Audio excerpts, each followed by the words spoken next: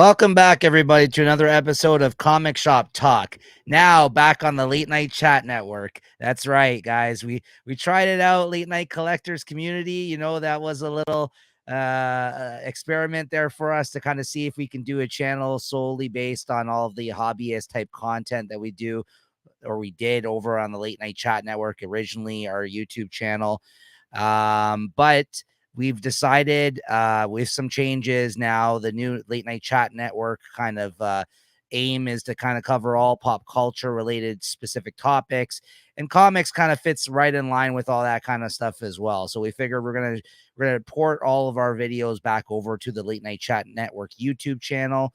So if you guys are not subscribed to Late Night Chat Network, you've just subscribed to Late Night Collectors Community. If you're one of the few here that have been subscribed over on this channel, make sure to go and subscribe to Late Night Chat Network. We're not going to pull it from Late Night Collectors Community for the next few weeks, but we wanted to give you guys a heads up now. So these videos will be airing on both YouTube channels for now. And in a few weeks, we're going to shut down Late Night Collectors Community, remove that. So if you want to continue to watch these episodes of Comic Shop Talk, make sure to subscribe to Late Night Chat Network. This has always been our kind of sister channel here. But yes, once again, I'm your host, Nico. I had to put that out there, and join with me today, as always, is my co-host, Chris. How you doing, Chris? Hey, not too bad. How are you? Good. But yeah, so we're gonna, you hear us repeat ourselves for the next few weeks, kind of give you guys a heads up, give you enough time to go subscribe over there. But if you have subscribed to this channel, once again, thank you. The content's going to keep coming. There'll be all kinds of different stuff that we also do over in Late Night Chat Network. But anything that we did here, Kraken Packs, Comic Shop Talk, the occasional trade talk, any of those shows will be available. I've already moved all of the library over there. If you've subscribed to both channels, you've probably seen a slew of videos being uploaded lately, which I think is just throwing off the whole algorithm, right? So, the whole idea is just to make it like a little bit more accessible and make it so there's a variety of topics that we like to talk about, right? So, we also do stuff with video. I do stuff with video games sometimes, like streaming of that. We talk about Game of Thrones, new House of the Dragon show. So it's all kinds of like geeky type of like content type stuff like that you might also like, but you've been subscribed over here. We're going to move everything over Late Night Chat Network, or we already have. So make sure you subscribe. But yeah, thank you. I mean, this has been fun for us doing this. I think we've been doing that Late Night Collectors Community probably over the past year. And it was kind of in a way to kind of break apart from Late Night Chat Network and kind of focus on these. But, we've been doing a lot better on Late Night Chat Network with our views and stuff like that. So we figured it's better to manage one place than two. So, so hopefully you'll reach you guys as an audience out there, you guys that are comic fans. So yeah, thanks. Make sure you're subscribed to that channel, Late Night Chat Network. And if you subscribe to this one, thank you. New comics for the week of July 3rd, 2024 is what we're here to talk about today. This is our weekly comic book review show. If this happens to be your first time checking us out, this is where we kind of talk about the new comics that come out week to week that we have been reading, show off some of the art, talk about what happened in the books. So as always, there's going to be a bit of a spoiler warning. And Chris has had an interesting week. He's in the middle of his LCS moving location, so he wasn't even able to pick up his physical stuff this week. So thankfully, yeah, you read some books here this week as well, Chris, but I think it's a bit of a smaller one for both of us, so should be an interesting one. Was it did you feel lost this week, Chris, without being able to go to your weekly LCS pickup or what? No, it's okay. It's 1 week. What are you going to do? Maybe 2. We'll see. Find out a new comic book day. Yeah, there you go. All right, guys. So first up this week on the docket, we got Absolute Power #1 here, the new DC event book from Mark Waid, Dan Mora, of course, the team from Batman, Superman. What'd you think of this, Chris? Well, for an event, finally an event here kind of felt like it was decent or big or it had some weight to it or some heft, I'd like to say. It's involving the big heroes. The last few summer events, I didn't really enjoy. What was it? Was it the Dream one last year?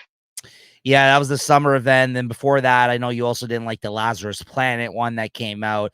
And then this year we had like the smaller events with the Teen Titans Beast World or Planet or whatever it was called. And of course we just had the House of Brainiac, but that was only between the Superman line, right? So yeah, but I think the last big one, not just within like a line of titles, was the Night Terrors. That's what Night Terrors. Yeah, and that was absolute trash. Yeah. And even with the Beast World one, that wasn't too bad. But you could tell at the end of the day that everybody's going to come back, and I don't know, it just didn't feel right without having all the main DC heroes involved in this one. And this one starts off with a bang with Superman, getting shot by what seems like regular bullets, and he flies out of the sky, or he drops out of the sky, and then everybody else is sort of, all the other super families, they're all trying to figure out what happened, and then after that, I guess they go back in time, or not back in time, but kind of before things happen. Chris, we forgot the cheers. I'm fucking off my game. No, I was gonna let it ride, but hey, you want to do that? We're talking comics. Cheers. Sorry, man. But anyways, back to this. All the heroes, they seem to be. Pardon me. This announcement has thrown me off about going back to Late Night Chat Network. Sorry. Go ahead. But anyways, all the heroes are in the bad books of people. I guess Amanda Waller has taken over the social network and has turned all the people against the heroes. Here we got, was that Animal Man or whoever gets kind of pounded by just the angry mobs. And one thing I didn't really get is how these Amazos are stealing powers, but I'll let it ride. It seems to be a big thing that they could do. And if they could do this, why did they do it the whole time? But other than that, I thought this was a great start to this. This is a very big event, though, like with all the other stuff. I think I'm just going to be sticking to this absolute power. Well, I know they touched on the Task Force 8 stuff. I might kind of read some of that, but it looks like that's just going to be kind of a Suicide Squad going up against some of the, other heroes just to get them involved. But I like this so far. And yeah, I think there's something big going on at the end with, I don't know if it's Superboy that's being manipulated or something, or he's got some sort of, I don't know what's going on with it, but I'm looking forward to see what happens. What do you think? I thought the art was real nice. I really liked Dan Mora. I think his art, looked great on this as always. I think it was a decent start to the event. What I didn't like about it is, I don't know, man, this hit close. This felt like real life type shit going on in this. Like it was quite serious, like a whole, just the world we live in today with the governmental stuff and like information stuff and like things like that. Like I felt like it felt like he's definitely taking some like worries, it feels like, from the general public about shit. No, but what's that? I don't think, when you see the stuff on the news, that's like a small percentage. Here he's got like whole cities freaking turning on people. Right. And all the heroes, just because everything's been the social media has been hijacked. Of course, this is amplified for like an event like this, it being comics still. It just didn't seem as fantastical, I feel like, as other events have been, like where, beasts take over the planet. Like, what I mean? Like, so like, I just felt like it was a pretty serious and honestly, almost like so more true to life tone to it, let's say. Like, I felt like this event. So yeah, it wasn't the most fun read, I'll say. But I was getting into it though. I think it is interesting, the whole Amanda Waller angle. This is all stuff they've been building up for a while now, and the fact that they've kind of taken some of the pieces of storylines from everything from the Sergeant Steel stuff that's been going on in the Wonder Woman book to the robot, what's his name, Failsafe, that has now been wiped for their use in from Batman. So yeah, I think it actually does feel like organic. It came together organically more so than a forced event, let's say. So I think that even the organization of the stuff, the storylines leading up to this, has been decent, and it looked great, and it read well. Yeah, like I said, I just didn't know what to expect from this. So the tone was I didn't expect the tone to be like as serious as it was, but high stakes, serious business going on in this one. So yeah, like I said, this isn't real life. This was interesting. The Green Arrow thing was that. Oh yeah, he's yeah, a bit of civil war there. I guess some of the good guys gotta pick sides. Yeah. Yeah. So, that's why sometimes these events, I don't love when all the heroes go up against each other like that either. But, I like my comics to be fun. This was not that. But, can always be fun too, right? Oh man, like fun. If you like fun comics, we got some more ones that aren't so fun coming up. Oh, yeah. Yeah, it's true. Yeah, this is interesting though. I guess we'll see what's going on there with him. But that's his son though, right? Or is that Yeah, Superman Prime or the other uh, one? No, I think that's his son. I think that's his yeah, son, Jonathan. So yeah, so what'd you give this? yeah. Easy 4. 3.5 for me. You're wrong. Oh, it's cool. I'm into it still. Yeah. It's only a 4-issue miniseries, but so it's not a big commitment. It was trash. No, I'm just joking. All right, next up, Batman 150. I got this cover here, this variant this week. Nice. Yeah, it's a pretty nice one. I really like the Harley face on that one. But yeah. And this tied right into the events, or at least some of it did too. Yeah, it wasn't the second story that tied into the event. The first story, if I remember right, was I don't know, like wasn't it somebody that Batman saved and he's kind of just getting a different perspective on sort of what Batman was doing? Yeah. Yeah, like for a 150, I guess they're trying to, I guess put out a different story, but if this was supposed to be some sort of legacy type issue or a celebration of 150 issues, I think they missed the mark on this.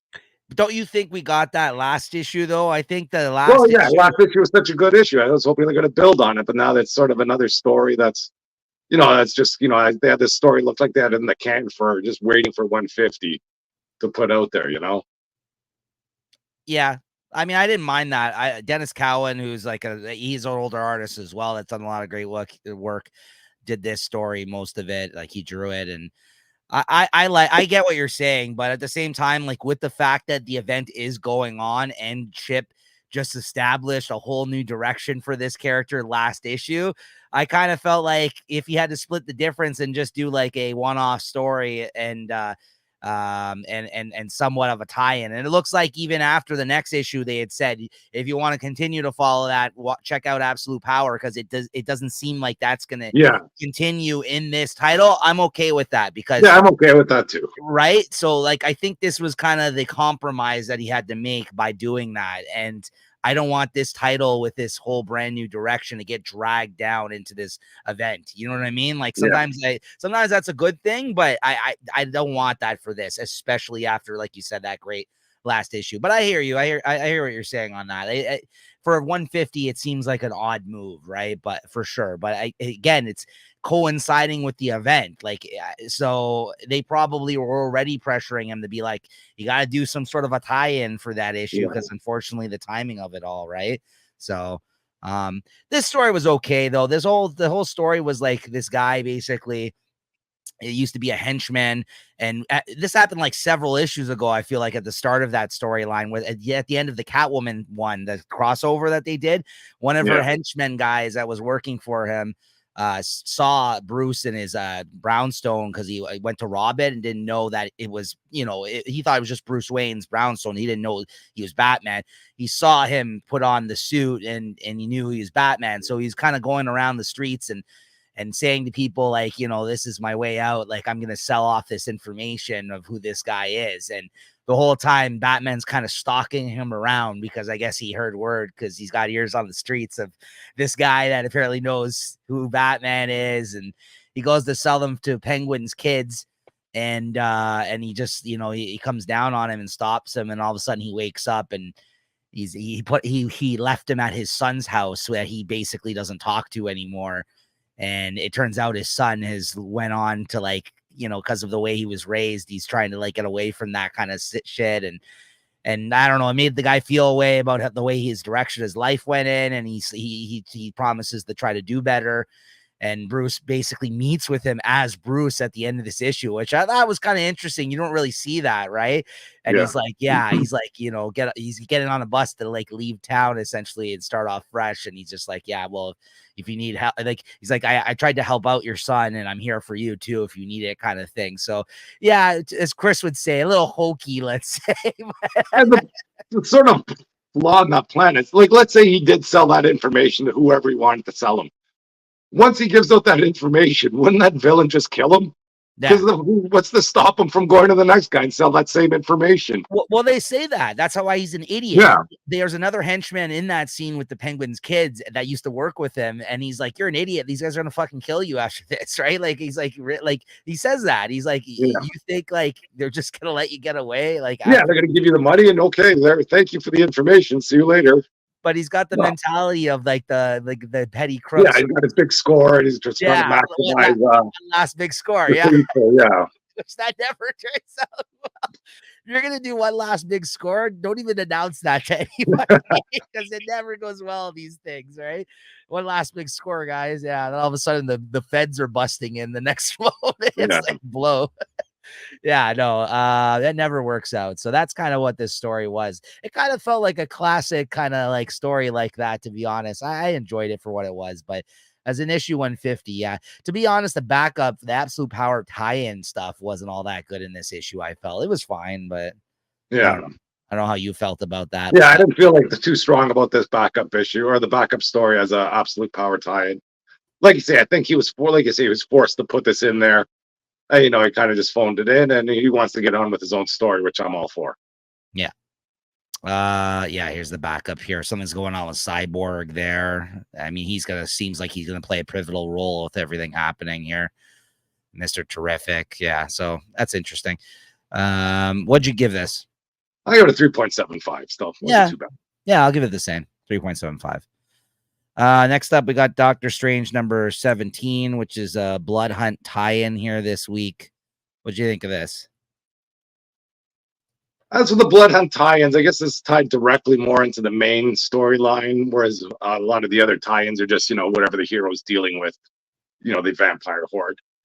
And like I said, I'm not, I've been really following this Doctor Strange storyline here, and I don't know, it was a good read, but I don't think maybe big things happen here, but it just might be over my head. Whether you have what is Mordo back? I guess looks like he's back from wherever he was, and he does end up saving Doctor Strange. It seems just so he can be the one that kills him. So that's a bit of a tired trope, but it was okay. I guess everything to move along to see where things go. I guess I don't know. Yeah, you might have a better feel for the story than I do.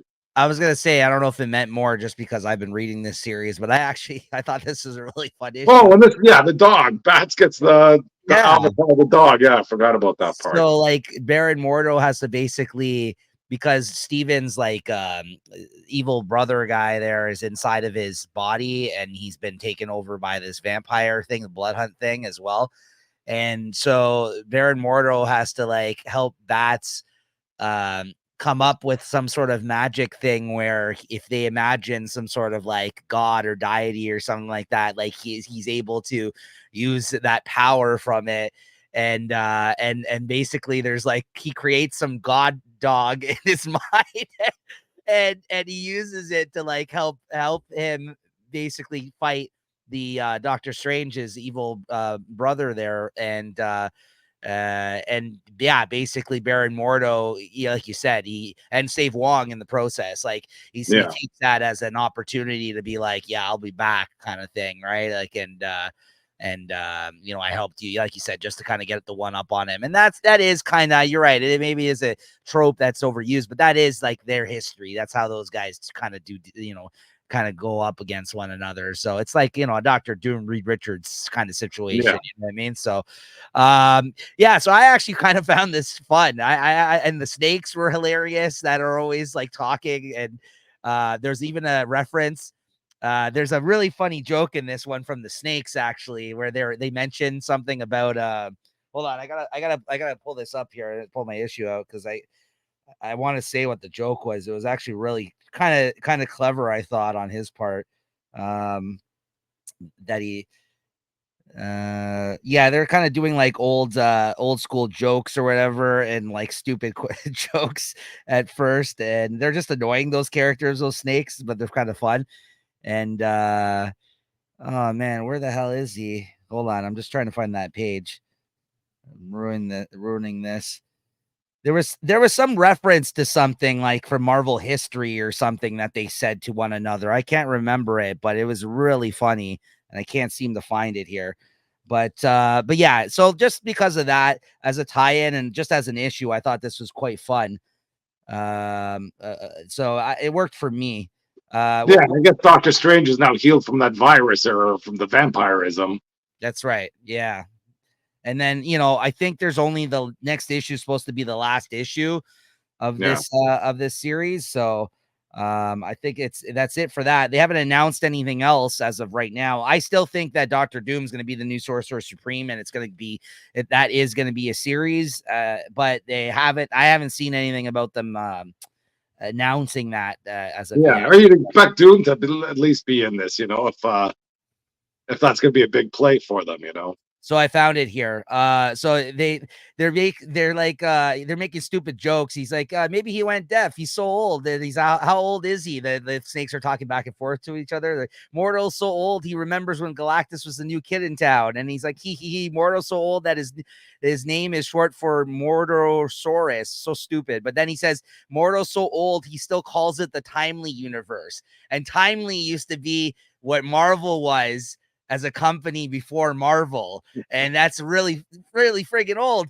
And the fact that they mentioned this, and then the other snakes laughing, and he's like, haha, wait, what? And then they just carry on. So I thought that was just kind of clever on his part to write that in, right? Because it's kind of breaking the fourth wall, referencing the fact that Marvel Comics exists and stuff like that, because that's how old Mordo is, and their stupid cheesy jokes that they were busting off there. So anyways, yeah. Yeah, I don't know, we'll see. I hope that's the case. I think Jed McKay has done a really good job on this Doctor Strange series, and I'd be in for more if Dr. Doom gets the mantle. We'll see. So what'd you give this?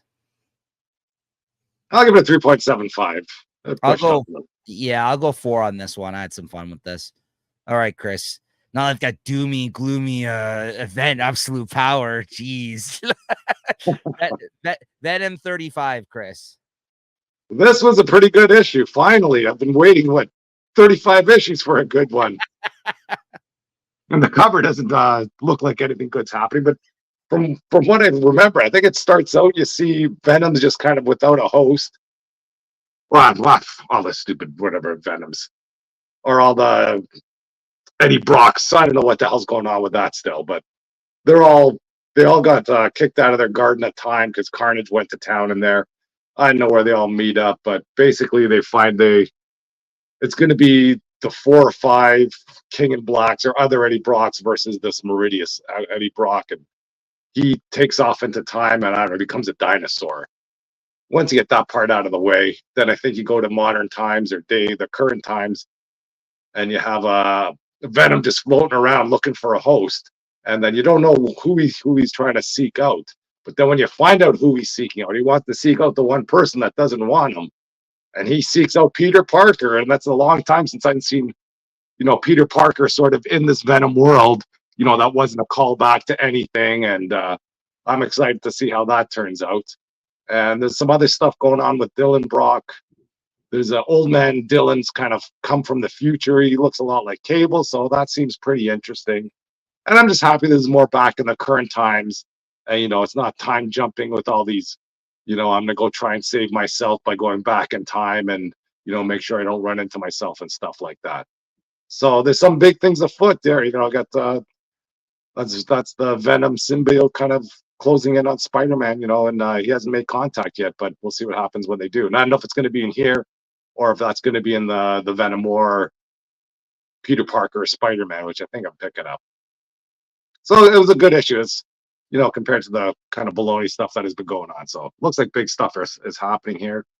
And, maybe I'll follow this Venom more, but not not like only through the issues that I kind of buy regularly. And is this like Dylan from the future here? Like, is that Yeah, what's yeah, it's like old man Dylan coming back to straighten Dylan out or something because he's just a little kid. yeah, like who's this guy trying to be? Cable when he shows up? Like, what is Yeah, this? it reminds me of what's that?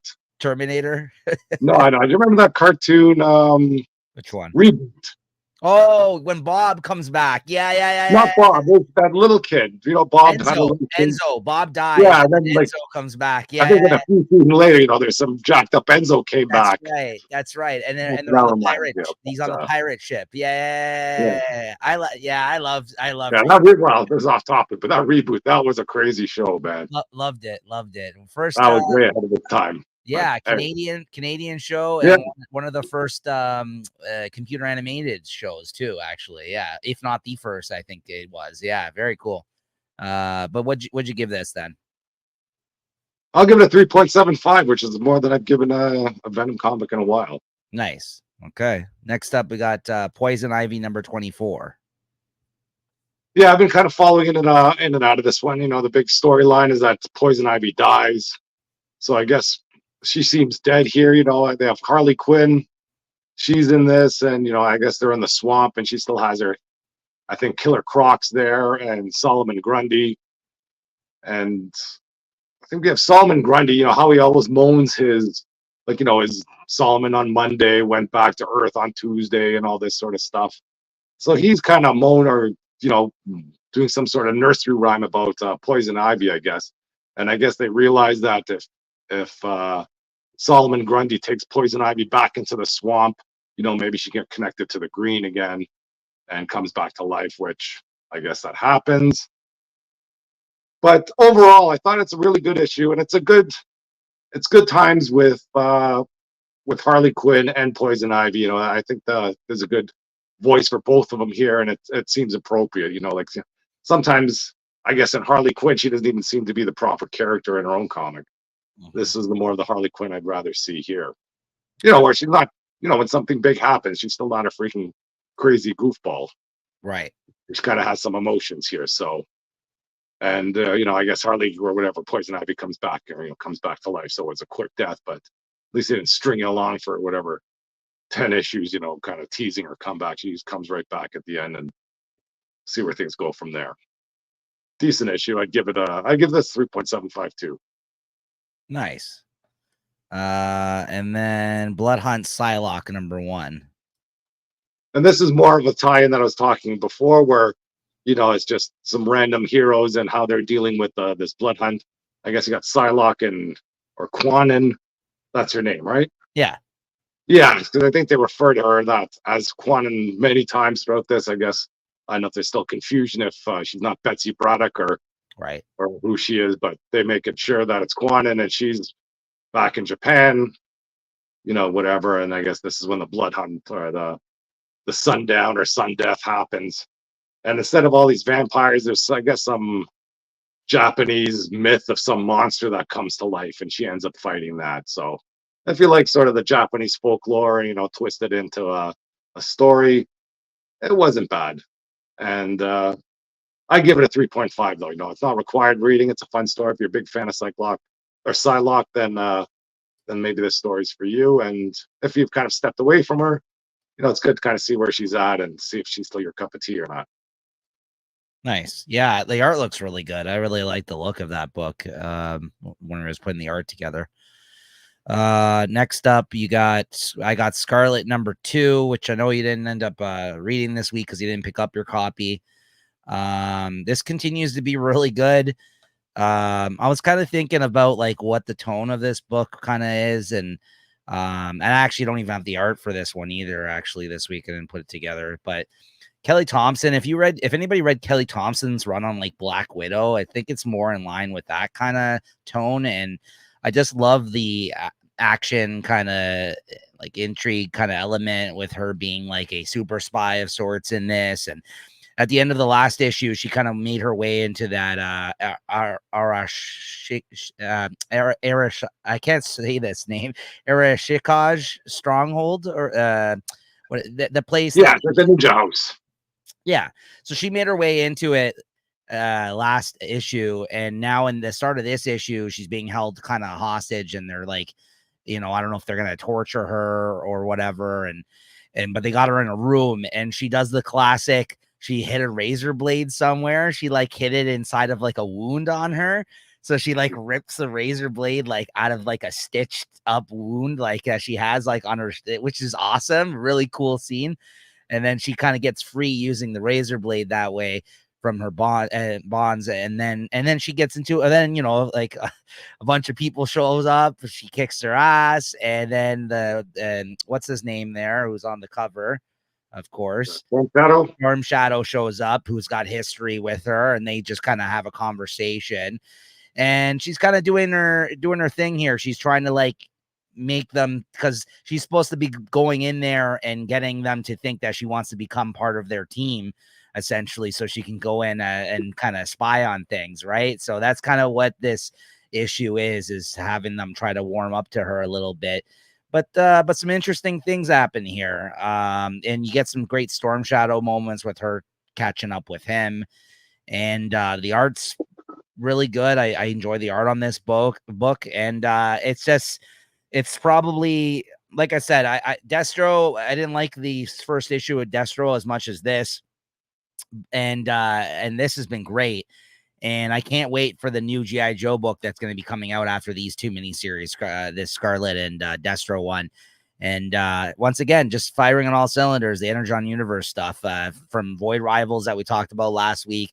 We got Scarlet here, another great issue. So yeah, don't really have too much more to say than that, but I think it's still really, really good. And I like this probably out of one of the best so far because of the ninja aspect to it. Like for me, I love that stuff. So I'll give this like a 4, even 4.25, probably verging on that this week. So yeah. Next up, I got Public Domain number 6. So this is the return of this series. It's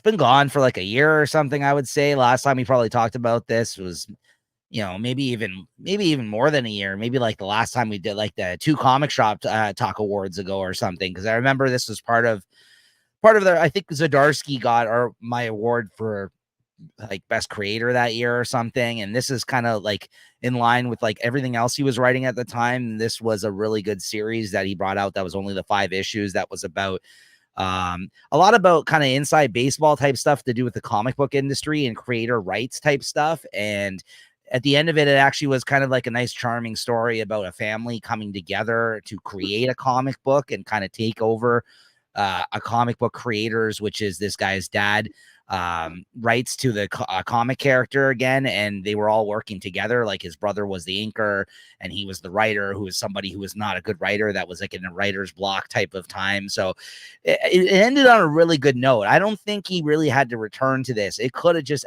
ended there.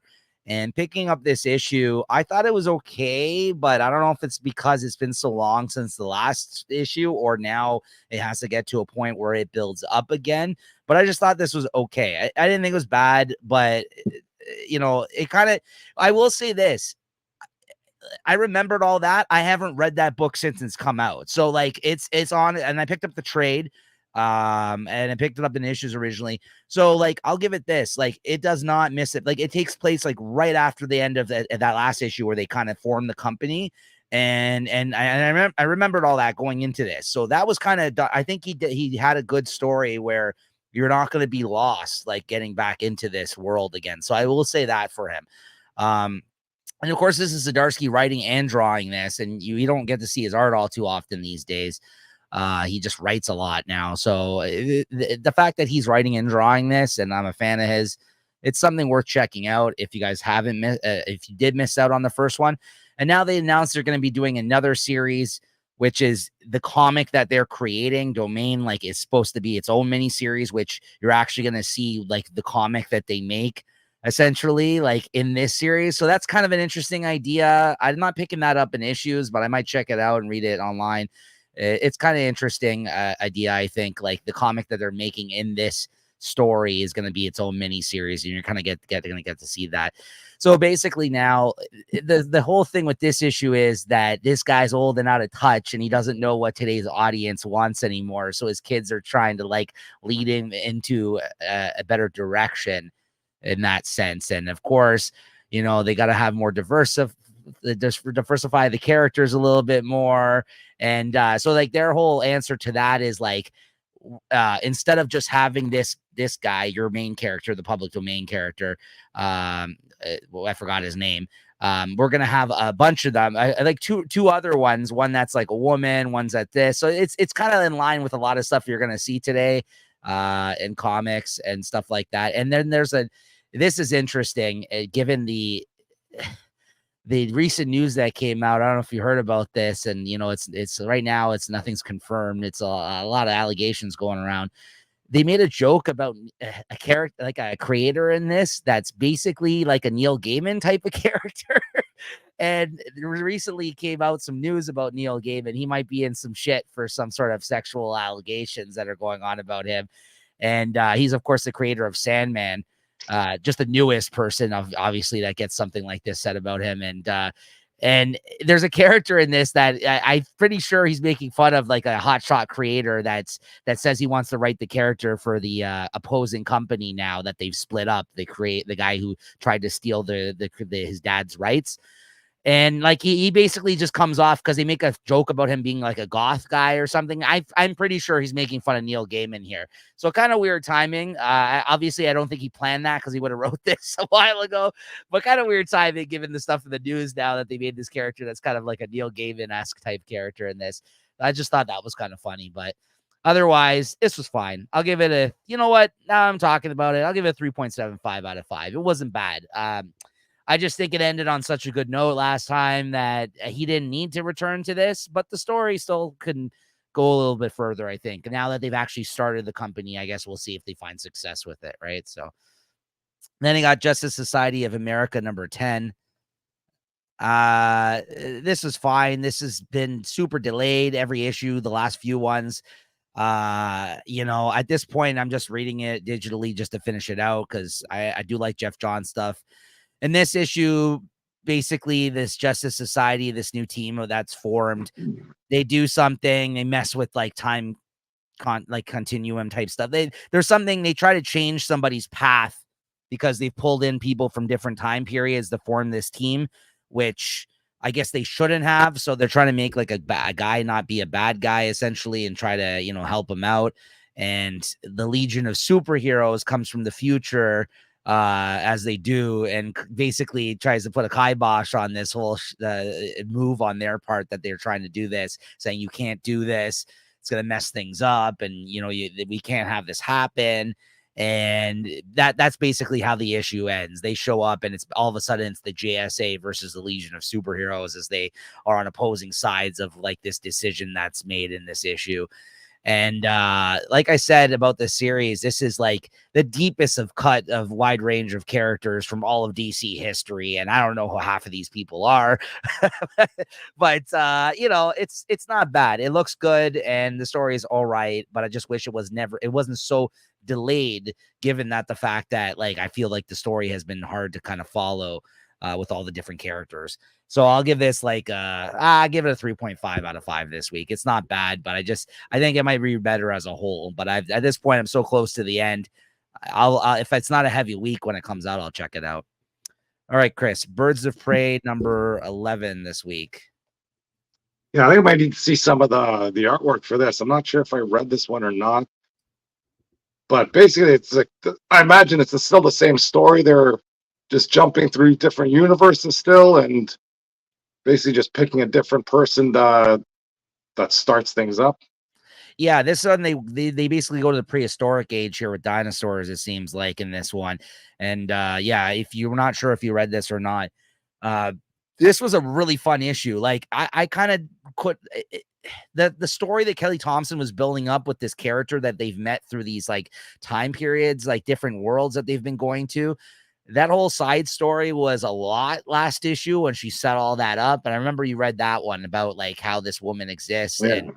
And but the fact that they're and it's now they found out in this issue the way that they're opening up these portals is if one of these team members thinks of something, that a portal will open up and take them to that kind of representation of that time and place, like through a portal. Now, did you read this? Does that sound Yeah, I familiar? think maybe I didn't, unless I see some more stuff that kind of reminds me. I think I might have passed on this one. Okay, so basically in this issue, they came to like a place where there was dinosaurs because one of them thought of dinosaurs or something at the end of the last issue, I guess. And yeah, it was just like this has just been a fun title lately, and it's been an interesting story. And it's seeing all this team, the Birds of Prey team, trying to make it back home. And each issue, they kind of have been getting different artists to do them, and they kind of go to different places.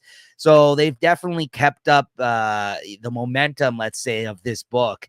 And it's been like a really fun time, honestly. Like, I think it's been great dialogue, some interesting art throughout each issue. And there is a through line of a story of the team members that weren't able to join them on this trip, trying to get them back. And there's been a lot of good character moments, like team building moments between them. Basically, the team members that were left behind, they try to get John Constantine to help them out in this issue. That was a really fun moment, because he's having a hard time doing that and helping them out. And they're all kind of at each other's throats at certain points of this, getting on each other's nerves. But in this issue, they kind of made amends with one another, and it looks like they're trying to take out the big bad that's been following them around through these different kind of dimensions that they've been hopping in lately. So, this is what, issue 11, maybe next issue is going to be the end of this arc or whatever. But I think the last few issues have been a lot of fun for the storyline, and it's grown on me each issue. So this actually was a good one. I'll give this a 4 out of 5. I had a lot of fun with this issue this week. Oh, yeah, I didn't show this off. That was the public domain issue there, which I thought was an interesting cover. All right. Next up, Chris, Local Man 11. Yeah, I've been enjoying this one here. We're following the adventures of Crossjack, and I guess his town has been overrun by some sort of cult. And I think he gets picked up by one of the police officers that may not be involved in the cult. And, this cop just wants to take him down, I guess, because of all the events that happened previous to this. And then, what's his name? Local Man. I forget. I'll say his name there, but I forget what his name is. I always think he's Florida Man, but Local Man there. He's sort of convincing. This name's Crossjack. Crossjack, yeah. Yeah. Yeah, so Crossjack, he convinces this cop, that something's going on in town, and he's the only one that can fix it. And I think he tries to call up one of his old third gen buddies, and his buddy leaves him hanging. And they go to find is it Fright Child or I don't know, whatever, some spirit out up north somewhere. And just wacky things go on here. Like the spirit comes out, but I guess Crossjack isn't as corruptible as he once was. He seems to have a more noble soul. So this whatever this demon or spirit doesn't want him. It doesn't want that slimy person.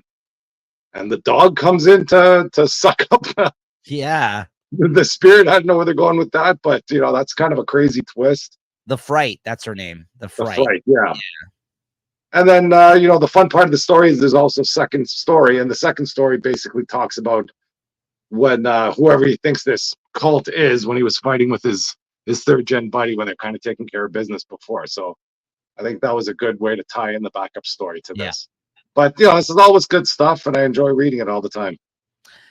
Yeah, I didn't know. I wasn't so sure about this storyline, the new one that they had started with, like the bad stuff that's going on in this town. But that's only because we didn't really have a lot of answers at the start. But now, as the story has been progressing, I'm on board with it as still, and this is still a really enjoyable book.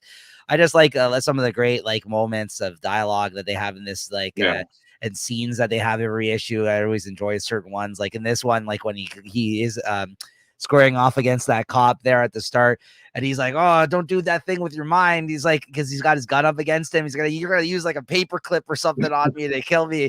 And he's like, "Nah, man, I wouldn't do that." And then they show the page, and it shows like all the different options he has of things to hurt him, and one of them is a paper clip. So again, the way his mind works is really fun, like that, like how he can figure out different ways to take down his opponent. And then there, of course, I love his Uber boy now, that guy that always picks him up. He's got a like speed dial now, and he like drops him off. He's like, okay, I'm gonna go to the titty bar. I'll see you soon. Like, he drives off. So Well, it's yeah, nice with that new sidekick that he has there. You know, it's always calling out all his bullshit too all the time. well, yeah, because with that cop too, she's like, "So, is your power like making stupid idiots believe you, or something more?" Like, and then the cop gets all pissed off. He's like, "What the hell's wrong with you?" He says to me. So you're right. It's fun to have someone call out his bullshit because he does have a lot of it for sure. Right? He's not a good guy. I'm pretty sure still this guy isn't a great guy. He's trying to redeem himself, and I think that's clear in this issue. Like you said, he's not corruptible anymore because he's like, I've been trying to do better, right? And like now, I guess before he had that stink on him, and Yeah, the fright wanted him. Now she didn't, right? So, anyways, what'd you give this? I'll give it a 3.75. Same 3.75. All right, and finally, we got Spider-Man Reign sorry, Spider-Man Reign 2 #1. Great cover. Yeah, I thought this was a great issue. Yeah, I reread the Rain a little while ago when I heard this was coming out, just to kind of get up to speed. And I don't think you really needed to read the first one. You know, he's just in a messed up world, and Yeah. somehow it even seems more messed up now. Like, but I remember the first one they did touch on Kingpin, what happened to him, and you know, and they just kind of left it at that. And you go, oh, well, at the end of it, I was going, hey, what happened to Kingpin? You thought they were going to do more with that. Well, they do more with that, and they do it here. Yeah. I guess when in the last whatever series, when Spider-Man fought Venom, I guess they blew up one of the buildings that the Kingpin was in. Yeah. And so he was essentially freed, and then his whoever captured him would, you know, started torturing him all the time. And then he just goes to town on him, and you know, the Kingpin just looks crazier than ever with this. Like, you know, first when he has, you know, he's just a huge frame with all the flabby skin, and now I guess he's had some time to fill up again. Now he's bigger than ever and just crazier than ever. And you know, you find Peter Parker, he's hung up in some VR land, you know, kind of, even though it's a VR land, it still doesn't look like it's a great spot where he's in there. No. But you know, you see some Mary Jane stuff, and then you know he gets pulled out of that world by what's that, Kitty Cat or something, and I imagine that has something to do with Black Cat, but we'll see. And it's just a crazy world that he's in, and he's trying to get out of there, and he's kind of brought back to who knows what. And I think there's some stuff with Miles Morales in there too. There's just a lot going on in here, and I loved it all. Yeah, this was really good. I liked this. And you know what? I read Spider-Man Reign again not too long ago, uh, also in preparation for this. And I got to tell you, it was fine, but I think with honestly, with this first issue in, I actually think this has a potential to be actually much better than that last one. Like I was really jazzed up after kind of reading this one right by the end of it, because like there's that whole, like you said, there's just a lot of really great scenes in this. And I think Kari Andrews has gotten better as an artist, honestly, since that old series, the first one that he did.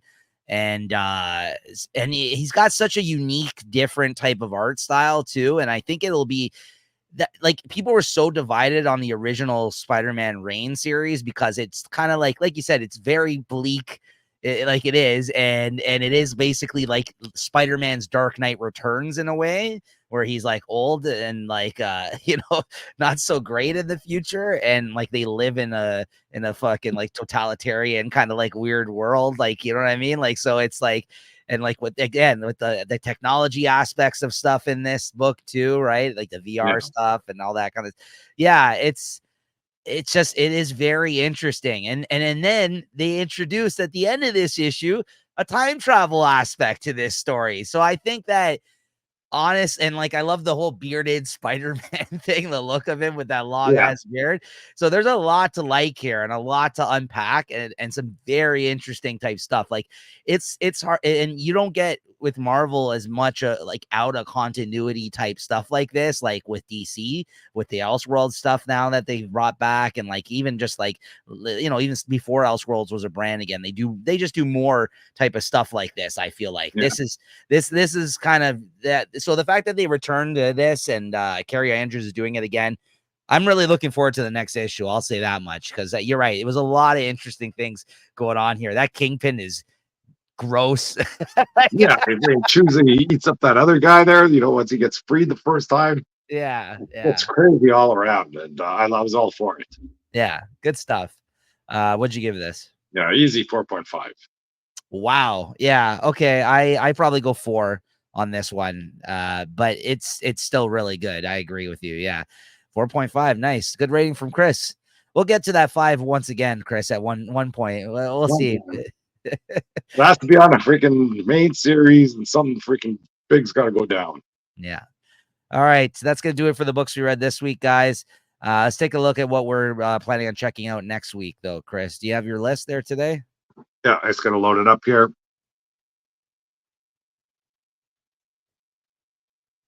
Once Okay. again, I'm not sure if I'll be getting my comics, but Yeah.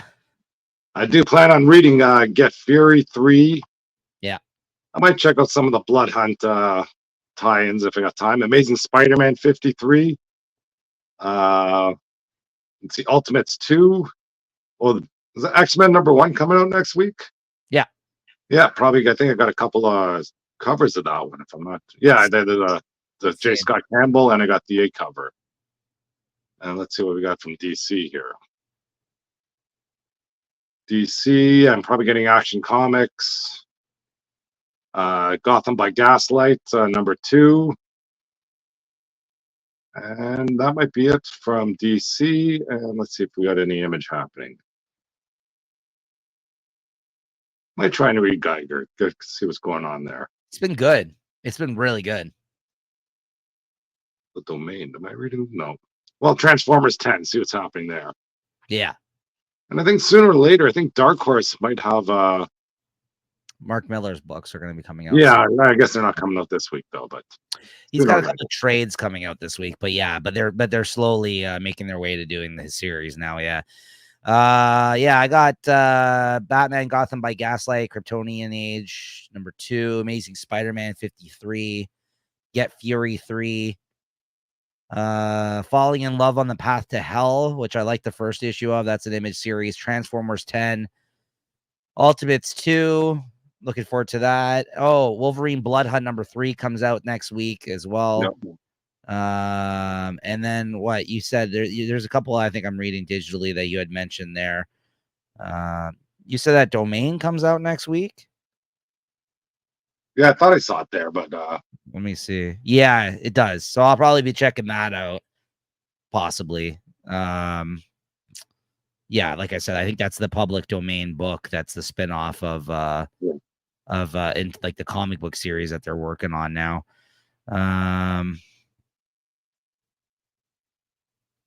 Yeah, I think that's it. Not too much more, honestly. I'm just looking over stuff right now. No Kid Venom for you, Chris? Oh, X-Men. Yes, X-Men as well. Oh, and then there's a Ninja Turtles 40th anniversary special that comes out this week.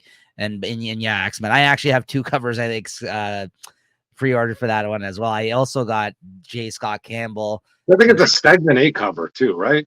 Yeah, those are the 2 I have. I think I have the same ones then. I have the Stegman cover and I have the J. Scott Campbell cover as well. But then after this one, I have only pre-ordered this J. Scott Campbell one. Yeah, I think so, me too. But the Stegman one's really good too, so I picked up that as well. Actually, yeah. So that's rare for me to pick up the 2 covers, but they were both really good. I couldn't decide, and I knew if J. Scott Campbell was going to be doing a series of them, I was like, I got to pick up both of these, right? So yeah.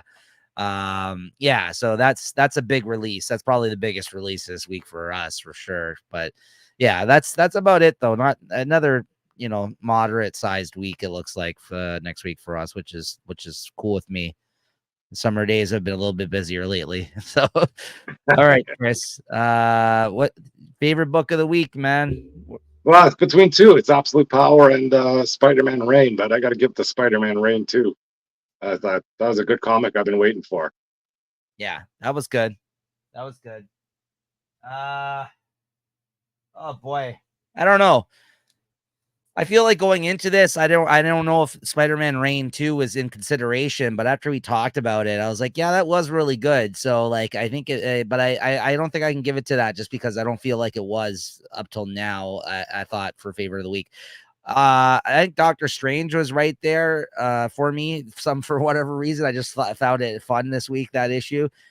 Spider-Man Reign really good as well. But I got to give it to Scarlet #2, man. I've been really liking this book, and I think it's one of the stronger ones out of the Energon universe entries now. And yeah, I just think, like I said, this has been really great lately for me. This start of this miniseries. So I don't know if I gave it to the first issue. I might have. I can't remember, but the Energon stuff has been really growing on me. And as somebody who's not like a big GI Joe fan, that's pretty crazy too. I I gotta just get. hope they keep it up with this sort of, they don't kind of PG it up or something, you know?